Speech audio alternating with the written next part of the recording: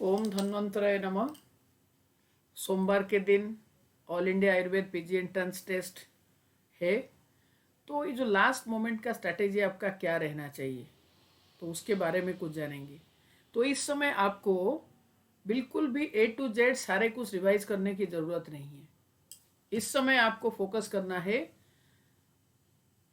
कि जो 100 पॉइंट्स है, पूरा सिलेबस को अगर हम मोस्ट इम्पोर्टेंट 100 पॉइंट्स में डिवाइड करते हैं तो क्या है, तो उस चीज़ को हमको सिर्फ टच करना है। और इस समय हमको बिल्कुल भी हार्डवर्क नहीं करना, जस्ट रिफ्रेश योर मेमोरी।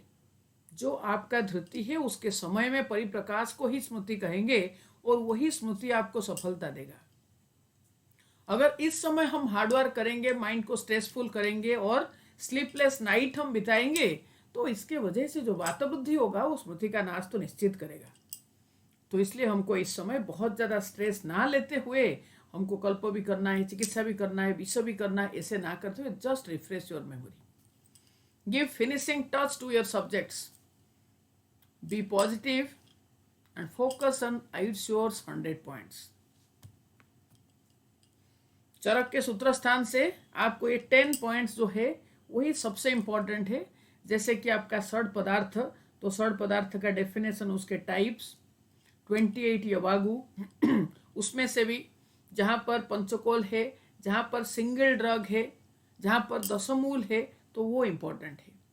50 महाकषाय, 50 महाकषाय में भी जहाँ पर पंचबलकल है, जहाँ पर सड़ुषण है ना, तो ये जहाँ पर पुष्पगण है, तो ये सारे इंपॉर्टेंट है। दिनचर्या, ऋतुचर्या, तो इसको करते समय चरक, सुश्रुत, अष्टांग हृदय तीनों को कंपैरेटिव करके ही इसको करना है। मेनली ऋतुचर्या में क्या कंट्राइंडिकेटेड है और क्या लेने के लिए कहा गया है। 13 अधारणीय बेग को धारण करने से क्या रोग हुआ, और उन सब से जो मोस्ट इंपॉर्टेंट है उसको सिर्फ देखना है, और उसका विशिष्ट चिकित्सा क्या है। स्नेहाध्याय, स्वेदाध्याय, स्वेदाध्याय तो बहुत कम है। चरक के अनुसार जो त्रिविध भेद कहा गया, फिर साग्नि निरग्नि में साग्नि को 13, निरग्नि को 10 कहा गया, फिर आचार्य सुश्रुत और अष्टांग के अनुसार जो चतुर्विध स्वेद कहा गया, तो उसको सिर्फ रीड करना है विथ इंडिकेशन। और स्नेहाध्याय इज मोर इम्पोर्टेंट देन स्वेदाध्याय। दोष धातु मलक क्षय वृद्धि लक्षण, यहाँ पर चरक सूत्र 17 के साथ साथ हमको सुश्रुत सूत्र 15 को एट ए टाइम उसको रिवाइज कर लेना है विथ अष्टांग हृदय ऑल्सो। नेक्स्ट कम्स योर अग्र्य प्रकरण। जब हम अग्र्य प्रकरण पढ़ेंगे तो उस समय हम अष्टांग हृदय का अग्र्य जो कि उत्तर स्थान में वर्णन हुआ उसको भी देखेंगे। नेक्स्ट आता है चरक सूत्र 26 में षड रस है, तो उसका भौतिक प्रिडोमिनेंस क्या है, उसका गुणकर्म क्या है, उसका विपाक क्या है, वीर्य क्या है, तो इस चीज को देखना है। और विथ कंपैरिजन सुश्रुत एंड अष्टांग हृदय। 18 विरुद्ध आहार, जब हम चरक का 18 विरुद्ध आहार देखेंगे उस समय सुश्रुत सूत्र का 20 अध्याय हिताहिति अध्याय में जो उन्होंने मान विरुद्ध, संयोग विरुद्ध, कर्म विरुद्ध आदि बताए, तो उसको हमको उसी समय ही रिवाइज कर लेना है। चरक निदान विमान शरीर में द मोस्ट इंपॉर्टेंट ये 12 पॉइंट्स है। जैसे कि 18 उपशय, और 18 उपशय के साथ पंचनिदान, पंचनिदान का डेफिनेशन क्या है और उसका भेद अगर है तो वो भेद क्या है। निदान स्थान का पूर्व रूप, 8 रोगों का वर्णन हुआ, तो वो 8 रोगों का पूर्व रूप क्या है, बहुत इंपॉर्टेंट है।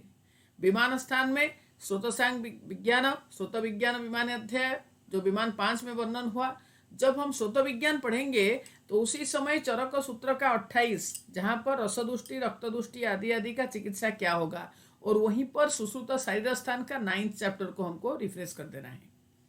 अनुमान, तो जहां पर हमने अनुमान पढ़ेंगे चरक से, तो वहीं पर हम प्रत्यक्ष के डिवीजन, वहीं पर हम युक्ति के एग्जाम्पल्स ना, वहीं पर हम आप्तोपदेश का डेफिनेशन, तो उसको हम देख लेंगे।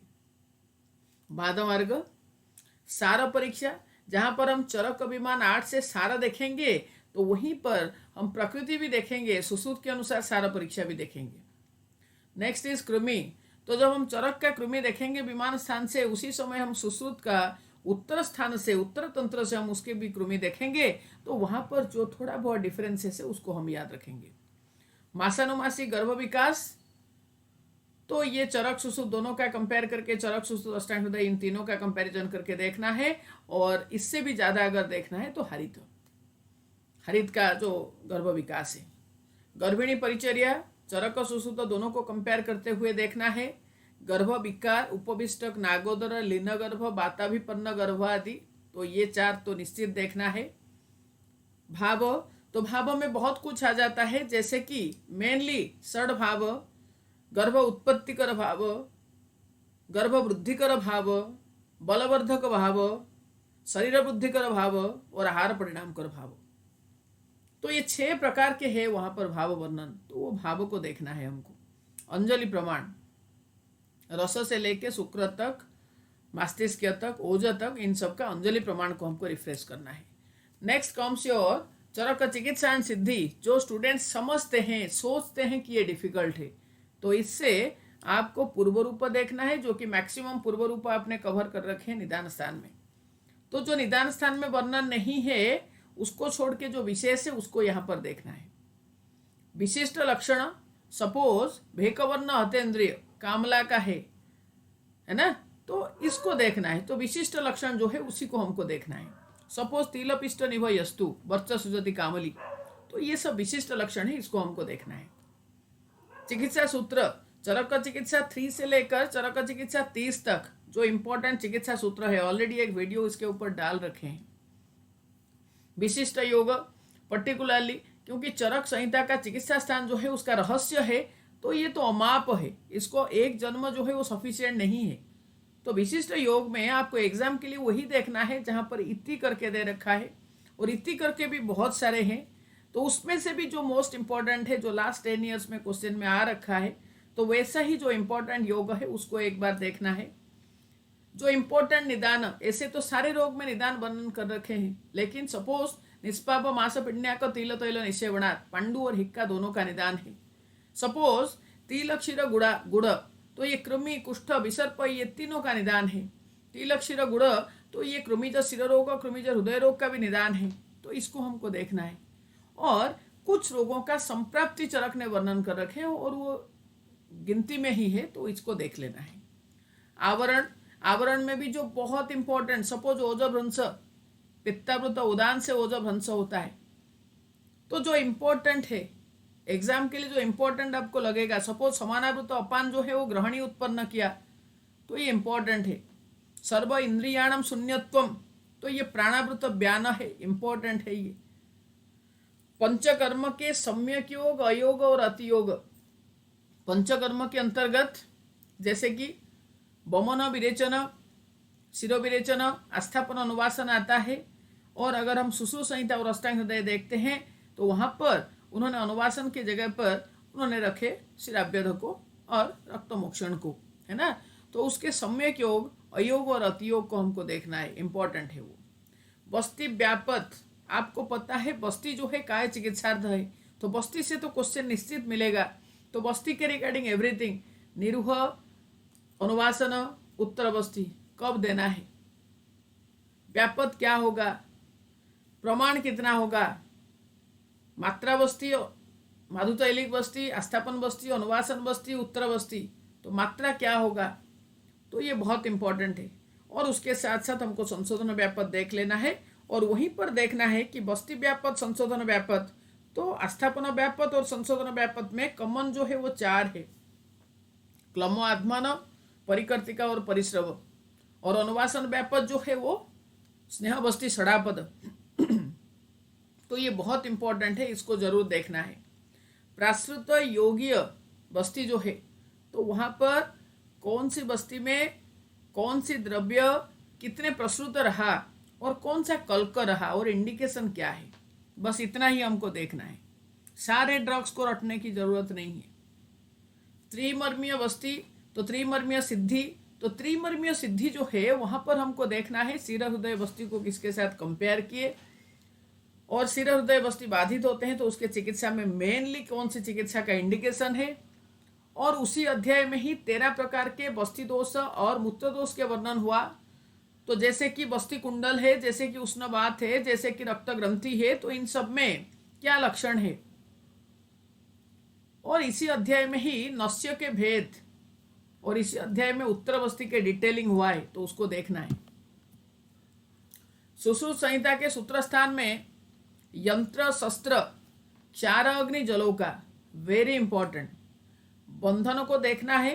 बंधन में 14 प्रकार के बताए सुश्रुत, अष्टांग हृदय 15 बताए हैं। तो अष्टांग हृदय जो एक्स्ट्रा बताए हैं वो कहाँ पर देना है, और सुश्रुत ने जो बंधन बताए हैं तो कहाँ पर कौन सा बंधन है, इंपॉर्टेंट है वो। कर्ण संधान में साध्य और असाध्य करके टोटल 15 है तो उसको हमको देखना है। षट क्रिया काल में कौन सी क्रिया काल में क्या लक्षण हो रहा है, और उसी अध्याय में 5 पित्तों के जो विशेष वर्णन है वो आता है तो उसको भी हमको देख लेना है। व्रणस्राव सुश्रुत सूत्र 22 में रहा, उसी के साथ साथ व्रण चिकित्सा हमको देख लेना है, सुश्रुत चिकित्सा का 1 और 2। दोष धातु मल क्षय वृद्धि लक्षण ऑलरेडी हमने बता रखे हैं आपको चरक सूत्र 17 पढ़ने के लिए, उसी समय सुश्रुत सूत्र 15 को भी देख लेना है।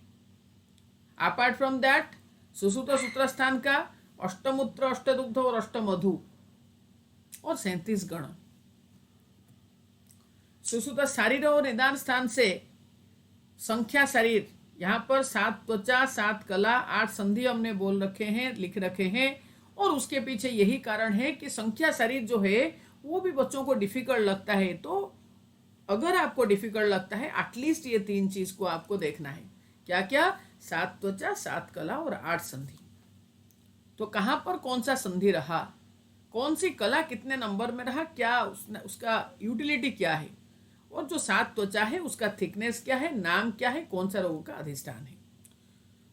तो जब हम संख्या पढ़ेंगे तो उसी समय ही चरक के अनुसार जो डिफरेंसेस है उसको भी देख लेना है।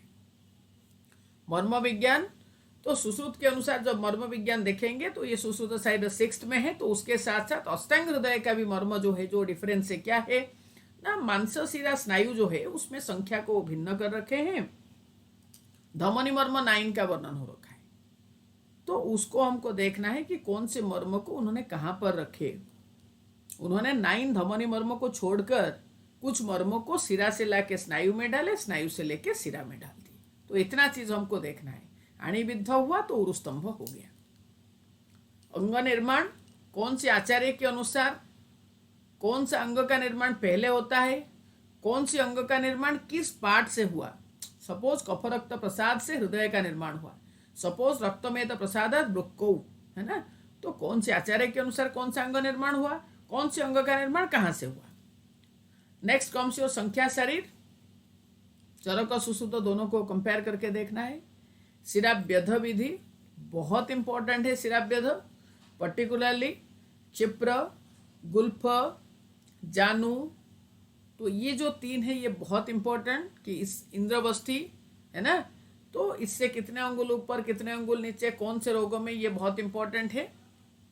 शिराभ्यध से पहले क्या खाने के लिए देंगे, बाद में क्या खाने के लिए देंगे, सम्यक योग का लक्षण क्या होगा, अति प्रवृत्ति होगा तो क्या करेंगे, रक्त अगर ज्यादा स्राव हो रहा है तो वहां पर रोधन उपाय जो 4 है वो, तो उसको उसी समय देख लेना है। अर्श, अस्मरी, भगंदर, मूढ़गर्भ, तो ये चारों का निदान स्थान में जो वर्णन हुआ, उसके टाइप्स, उसका लक्षण, फिर उसके चिकित्सा में जो विशेषता है, तो इस 4 का देखना है। क्षुद्र रोग जो कि सुश्रुत निदान स्थान का 13 अध्याय में रहा, तो उसके साथ साथ अष्टांग हृदय का क्षुद्र रोग को भी देखेंगे जो कि उत्तर स्थान में वर्णन हुआ। और मुख रोग जो कि सुश्रुत 16 में वर्णन किया, उसके साथ अष्टांग हृदय का भी देखना है, जहां पर दोषिक डिफरेंसेस उन्होंने बताए हैं। अष्टांग हृदय का ने मुख रोग 75 बताए हैं, तो कहां पर डिफरेंसेस आता है तो उस चीज को देखना है बस। अस्थि भग्न, संधि मोक्ष, तो इसका लक्षण जैसे कि अस्थि भग्न उन्होंने बताए हैं 12 और संधि मोक्ष जो है वो 6 है, तो उसके जो लक्षण है, किस समय ज्यादा वेदना हुआ, टाइप ऑफ पेन क्या है, तो संधि मोक्ष में मेनली वो वेदना के ऊपर ही फोकस की है। और अस्थि भग्न में 2-4 चीजें इंपॉर्टेंट है, तो उस चीज को बस हमको रिफ्रेश करना है, नॉट कवर एब्सोल्युटली। सुश्रुत चिकित्सा स्थान और उत्तर तंत्र और कल्पस्थान, इनमें से हमको इसी चीज को सिर्फ ये 2 दिन के अंदर देखना है। सुश्रुत चिकित्सा स्थान का जो प्रथम 2 अध्याय है, एक है व्रण चिकित्सा, द्विव्रणीय चिकित्सा उसका नाम है, और एक है आगंतुज व्रण का, तो उसके चिकित्सा को हमको देखना है। प्रमेह का जो सिंगल ड्रग थेरापी है उसको देखना है, सारे को नहीं, जहां पर सिंगल है या फिर मैक्सिमम 2 है। पंचकर्म वाला पोर्शन जो है वो सुश्रुत संहिता चिकित्सा स्थान का 31 से 40 के अंदर आ गया। तो how he is different from, how he varies from Charak, तो उसको हमको सिर्फ देखना है। सपोज विरेचन के समय जो दोष निकलता है वो चरक के अनुसार है रेस्पेक्टिवली 4 प्रस्थ, 3 प्रस्थ, 2 प्रस्थ, और वही सुश्रुत के अनुसार और अष्टांग हृदय के अनुसार 4 प्रस्थ, 2 प्रस्थ, 1 प्रस्थ है विरेचन में जो दोष निकलता है। तो जहां पर वो चरक से डिफर करते हैं हमको उसी चीज को सिर्फ रिफ्रेश करना है। स्थावर विश्व वेग और चिकित्सा प्रथम से लेके अष्टम वेग तक चरक के अनुसार क्या हुआ, सुश्रुत के अनुसार प्रथम से लेके सप्तम वेग तक क्या हुआ और उसका चिकित्सा क्या है। जंगम विश्व का संख्या ज्यादा इंपॉर्टेंट है, उसका वेग ज्यादा इंपॉर्टेंट नहीं है। मूसिका कितने हैं, लूता कितने हैं, वृश्चिक कितने हैं, वो संख्या इंपॉर्टेंट है, और उसके साथ साथ उसके चिकित्सा। नेत्र रोग में सबसे ज्यादा इंपॉर्टेंट है उसका जो भेद बता रखे हैं, जो सुश्रुत ने उसके भेद बता रखे हैं वो बहुत ही ज्यादा इंपॉर्टेंट है ना। तो जो कि चिकित्सा की दृष्टि से, दोषों की दृष्टि से, अधिष्ठान की दृष्टि से, साध्यता की दृष्टि से, तो ये बहुत इंपॉर्टेंट है। इसको अगर हम कर लेते हैं तो 50-60% नेत्र रोग हमारा हो गया। बस हमको अलग से लक्षण ही देखना होता है। कर्ण रोग, नासा रोग, शिरो रोग इक्वल इंपॉर्टेंट है, क्योंकि ये तीनों में से भी एक एक क्वेश्चन निश्चित आता है, तो इसको हम इग्नोर नहीं कर सकते, इसको भी रीड करना, ओनली रिफ्रेश। नेक्स्ट इज तंत्र युक्ति। तो तंत्र युक्ति हम पदार्थ विज्ञान करते समय भी देख सकते हैं और सुश्रुत का उत्तर तंत्र करते समय भी हम देख सकते हैं।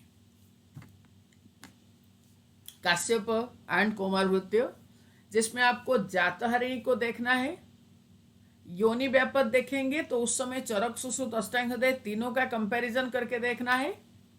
सपोज बामिनी है, उसमें चरक ने बताया कि बामिनी जो है वो बामिनी और परिप्लुता, तो ये दोनों वात पित्तज है, जबकि अष्टांग हृदयकार कहेंगे बामिनी जो है ओनली वातज है ना, तो इंपॉर्टेंट है वो।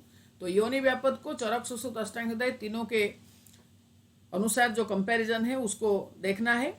वेदनाध्याय, जो आचार्य काश्यप ने हर एक रोगों का जो विशिष्ट लक्षण कहे वेदनाध्याय में, उसको बाल ग्रह में हमको मेनली जो सबसे डिफरेंट, सबसे स्पेशल लक्षण है उसको देखना है, गंध देखना है। जात कर्म, तीनों आचार्य के अनुसार जो जात कर्म है वो क्या है, वो इंपॉर्टेंट है। शिशु संस्कार, जैसे षोडश संस्कार होता है तो षोडश संस्कार कब कब करना है और कैसे करना है।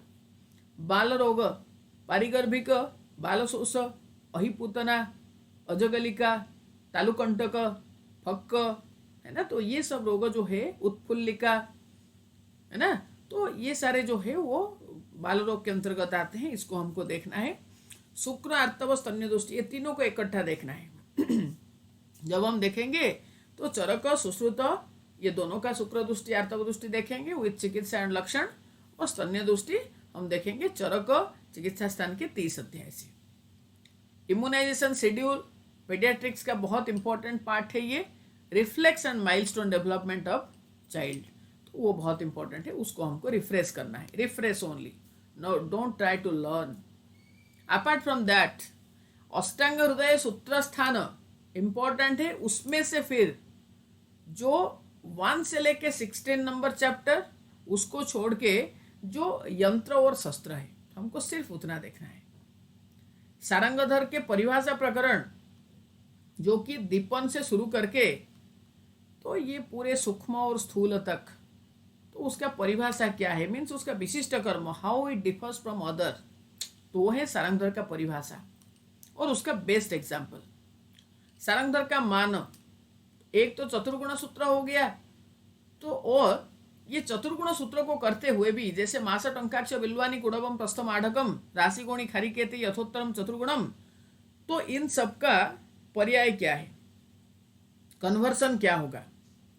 कसाय कल्पना, पहला वर्णन चरक संहिता में आया, विस्तृत वर्णन सारंगधर संहिता में आया, तो यहाँ पर क्या प्रक्षेप का नियम है, मात्रा क्या है, द्रव्य और जल का रेशियो क्या है, अनुकल्पना क्या है, इसको हमको देखना है। और उसके साथ साथ जो कृतान्न है, जैसे कि यबागु, बिलेपी, यूस, मंड, तो ये सब में द्रव्य और जल का रेशियो क्या है। ठीक है, तो इसको इसके साथ देख लेना है। भाव प्रकाश का मिश्रक वर्ग, सपोज त्रिगंधक क्या है, सपोज स्वल्प त्रिफला क्या है, सपोज स्वल्प त्रिफला में क्या नहीं रहा, it can be a good question. तो मिश्रक वर्ग हमको रिफ्रेश करना है। प्रतिनिधि द्रव्य भाव प्रकाश का सबसे इंपॉर्टेंट कंट्रीब्यूशन है, तो इसको हमको रिफ्रेश करना है। माधव वैशिष्ट्य, तो वैशिष्ट्य का अर्थ हुआ जो चरक सुश्रुत से हटके है, जो माधव निदान का जो उनका विशेषत्व है, तो सिर्फ उसको हमको देखना है। इतिहास में टीका और टीकाकार को देखना है, उसी समय ही हमको निघंटुकार उनका काल क्या है, उनका विशेषत्व क्या है, तो इस चीज को देख लेना है। पर्याय वाला जो टॉपिक है उसमें आपको जो भाव प्रकाश का जो इम्पोर्टेंट ड्रग्स का पर्याय है, इम्पोर्टेंट ड्रग्स का, ऐसे तो बहुत सारे हैं, तो जो इम्पोर्टेंट ड्रग्स है तो उसका पर्याय, और रसशास्त्र में जो हम पारद महारस उपरस साधारण रस धातु रत्न उपरत्न पढ़ते हैं, तो उसके जो सिनोनिम्स है मेनली पारद महारस उपरस साधारण रस धातु और रत्न, तो इसके जो सिनोनिम्स है तो ये इंपॉर्टेंट है।